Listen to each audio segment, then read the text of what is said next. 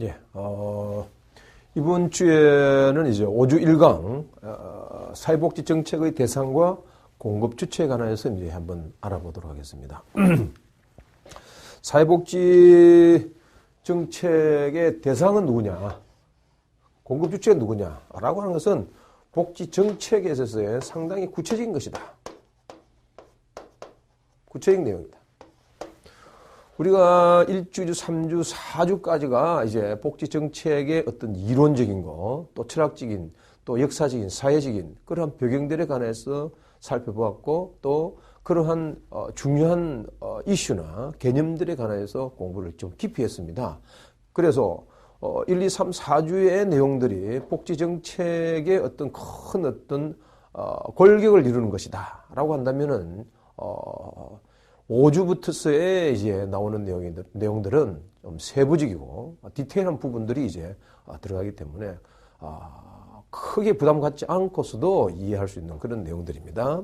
그렇지만 이제 복지의 정책에 있어서 구체적인 내용들이 이제 상당히 실천과 연결되어 있는 부분이 있기 때문에 이 부분에 대해서도 좀 주의를 기울여야 되지 않겠는가 하는 그런 생각이 듭니다. 그래서 복지 정책에 있어서 이제 구체적인 그 내용의 주체가 누구냐, 대상이 누구냐라고 하는 것은 이제 실제적인 실무적인 차원에서도 상당히 중요한 내용이다 이렇게 보시면 되겠습니다.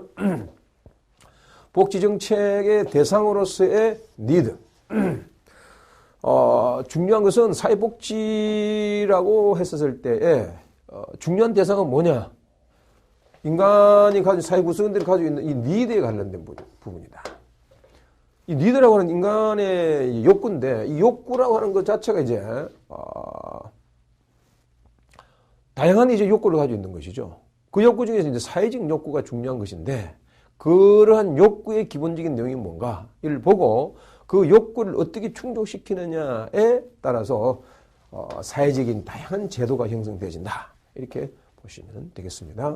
그래서 우리가 보통 욕구를 이야기한다고 했었을 때 이 매슬로우라고 하는 사람이 이제 분류했던 그런 분류 방법을 많이 사용하잖아요. 학자들이 이제 보통 학문적인 접근을 하게 됐을 때 보이지 않는 이 세계 자체를 욕구 자체를 이렇게 5등분화 시켜놨다는 얘기죠. 그 5등분화 시켜놓는 것은 끊임없는 관찰의 결과이라고 볼 수 있는 겁니다. 원래는 하나죠, 이게.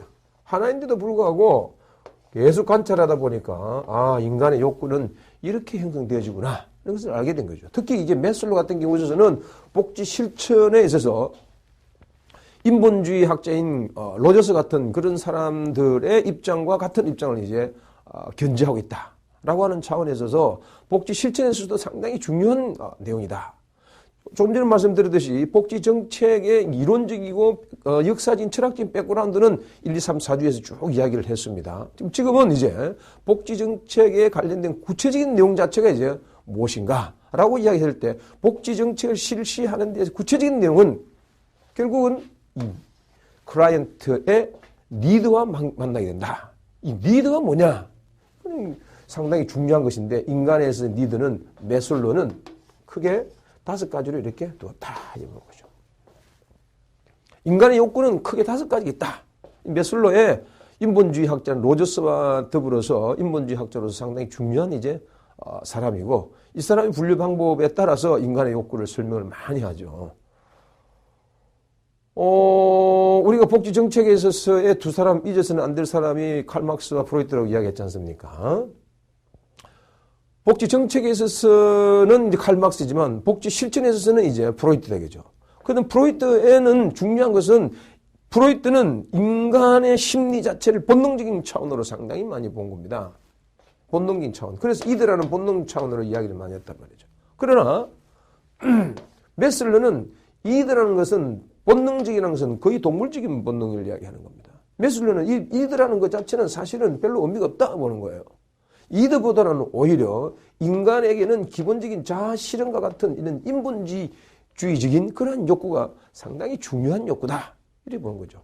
그래서 인문학을 공부하는 사람이나 사회과학을 공부하고 또 정치학이나 사회학이나 경영학이나 다양한 이제 분야의 사회학을 공부하시는 분들은 거의 대부분 다 인문학에 있어서의 분류방법인 인본주의 분류방법인 메슬로의 5단계를 따르고 있다. 이렇게 보는 거죠. 자, 그러면 1차적으로 인간의 생리적인 욕구, 인간의 욕구에 있어서는 가장 중요한 것은 의식주 문제를 해결해야 된다 보는 거죠. 복지의 가장 핵심적인 것은 먹는 문제 해결해야 된다는 이야기죠. 입는 문제 해결해야 된다는 거죠. 주거 문제 해결해야 된다는 이야기죠. 의식주 문제 해결하지 않는 복지는 복지가 안 된다는 이야기죠. 그 중에서도 우리가 일반적으로 가장 많은 것은 사실은 이거 식이죠. 식. 먹는 문제죠. 먹는 문제. 거의 한 80~90%는 먹는 문제에 관련된 거죠.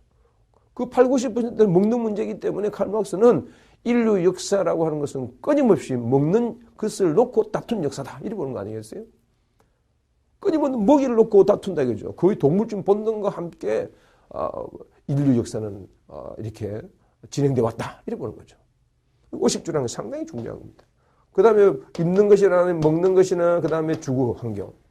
이 기본적인 문제를 해결하지 않고서는 다른 욕구는 충족하기는 힘들다 보는 거죠.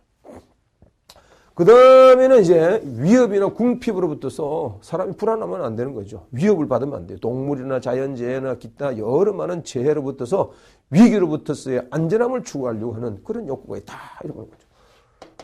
기본적인 욕구가 되어버려서 위협으로 생명의 위협이나 재해의 위협으로부터서 안전함을 추구하려고 하는 그런 욕구가 인간한테 있는 것 같더라. 그런 이야기죠. 지진이 일어난다, 해일이 일어난다든지, 퍼펙트 스톰이 일어난다든지, 경제공황이 일어난다든지, 사람이라는 것은 안전하지 않는 그런 불안전한, 불확실한 그런 시대에는,